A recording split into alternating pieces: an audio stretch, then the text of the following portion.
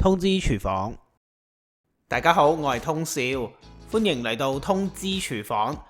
今次快脆煮系列同大家介紹一個電飯煲蒸雞同埋雞油飯，絕對係簡單易做，好味道。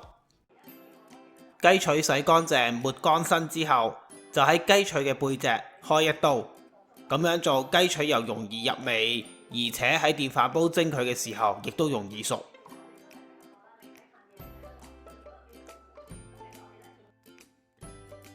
然後雞腿就加入指定份量嘅醃料落去，用手將佢哋撈勻，醃佢大概1個小時，甚至更長嘅時間就會更加好味啦。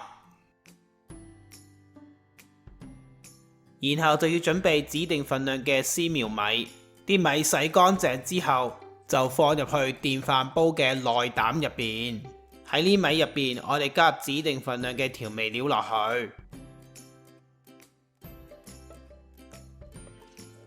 然後就加入雞湯落去煲飯，雞湯嘅份量同平時煲飯落水嘅份量一樣，不過就要減1湯匙，因為等陣間佢仲要吸收埋雞油同埋雞汁，少啲水個飯就唔會太腍啦。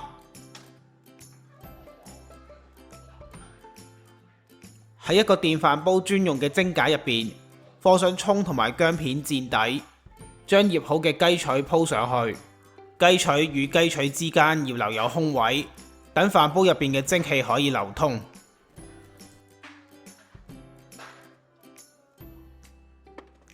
飯煲嘅內膽放喺電飯煲入邊，喺上面就放上頭先鋪滿雞嘅蒸架上去，然後就可以冚蓋撳掣煲飯。如果你個電飯煲係冇呢種蒸架嘅話，你就可以用大火隔水將雞腿蒸25分鐘，詳細嘅做法已經寫咗喺我文字食譜嗰度。呢飯煮好咗之後，就將啲雞腿拎出嚟，然後檢查一下，如果冇血水滲出嚟嘅話就熟噶啦。啲飯我哋撈勻佢，然後試一試味，唔夠鹹嘅話可以加多少少鹽落去。搞掂啦，各位，食得飯啦喂！